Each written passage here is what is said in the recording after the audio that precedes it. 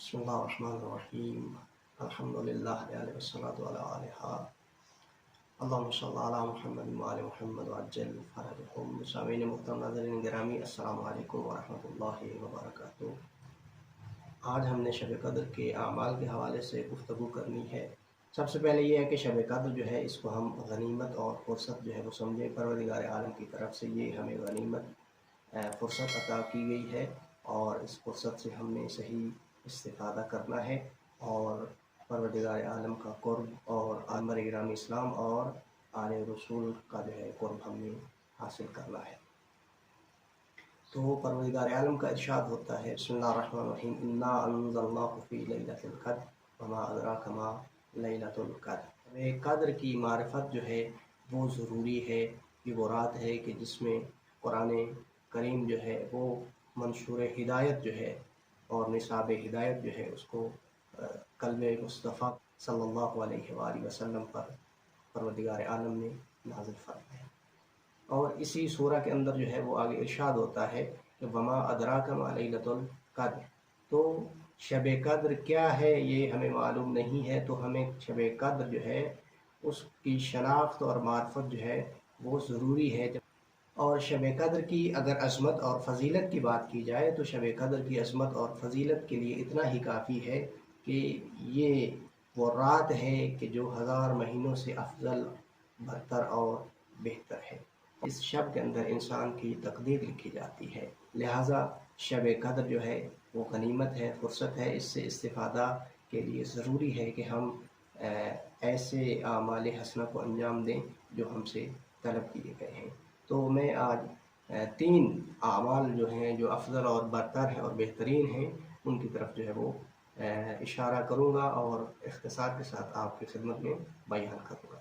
تو عرض کر رہا تھا کہ شب قدر کے اندر بہترین جو عمل ہے وہ توبہ ہے، اور شہید مطہری اس حوالے سے بہترین ان کے جملات ہیں اور کلمات ہیں جو آپ کی خدمت میں عرض کرتا چلوں۔ انسان اپنی تمام تر خطاؤں کو ملاحظہ کرے اور پھر پروردگار عالم کی بارگاہ میں جائے، اور اس لیے کہ اس وقت تک انسان جو ہے اس کی عبادت قبول نہیں ہوتی جب تک انسان جو ہے وہ گناہوں سے توبہ نہیں کر لیتا۔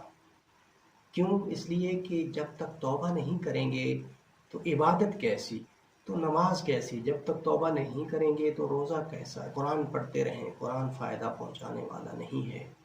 ذکر پروردگار کرتے رہیں، فائدہ پہنچانے والا نہیں ہے۔ مجالس برپا کرتے رہیں تو کوئی فائدہ نہیں ہے۔ اس لیے ضروری ہے کہ خدا کی بارگاہ میں پہنچنے سے پہلے اپنے آپ کو جسمانی اور روحانی طور پر پاک و پاکیزہ کریں۔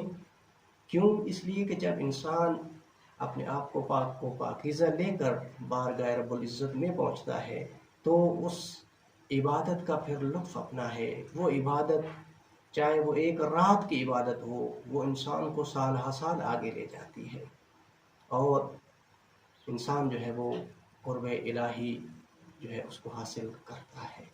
یہ ہے توبہ کا فلسفہ۔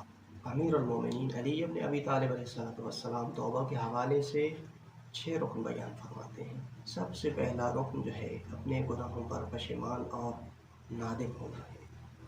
دوسرا مرحلہ اور دوسرا رکن جو امیر المؤمنین یعقوب الدین نے ارشاد فرمایا وہ یہ ہے کہ انسان یہ ارادہ کر لے کہ جو گناہ وہ کر چکا ہے اب دوبارہ کبھی وہ گناہ نہیں کرے گا۔ اور تیسرا رکن جو ہے توبہ کا وہ یہ ہے کہ انسان حقوق الناس کو ادا کرے، انسان کی نسبت جو لوگوں کے حقوق ہیں ان کی رعایت کرے اور ان کو ادا کرے۔ چوتھا رکن جو ہے توبہ کا وہ یہ ہے کہ حقوق الہی ادا کرے۔ اللہ نے ایک ذمہ داری اور وظیفہ قرار دیا ہے انسان کا، ان وظائف کو، ان حقوق کو ادا کرے۔ اور پانچواں مرحلہ اور پانچواں رکن جو ہے توبہ کا وہ یہ ہے گوشت رزق حرام سے انسان کے بدن پر چڑھا ہے اور جس سے انسان کا جسم پروان چڑھا ہے، انسان جو ہے وہ رزق حلال کھائے تاکہ وہ رزق حرام سے بنا ہوا اس کا گوشت جو ہے وہ پگھل جائے اور اس کا بدن جو ہے اس کے اوپر ایک نیا گوشت آ جائے۔ چھٹا اور آخری رکن جو ہے توبہ کا امیر کائنات کی زبانی وہ یہ ہے کہ جس طرح بدن نے گناہوں کا مزہ چکھا ہے اسی طرح اطاعت کا مزہ بھی قدر پہنچنا چاہیے. بس اس صورت میں خدا نہ صرف اس کو اپنا دوست اور محبوب قرار دیتا ہے بلکہ اس انسان کو خدا اپنے بندوں کا بھی محبوب قرار دیتا ہے. شب قدر کے اندر جو ہے جب بارگاہ رب العزت میں جا رہا ہے تو توبہ کرے.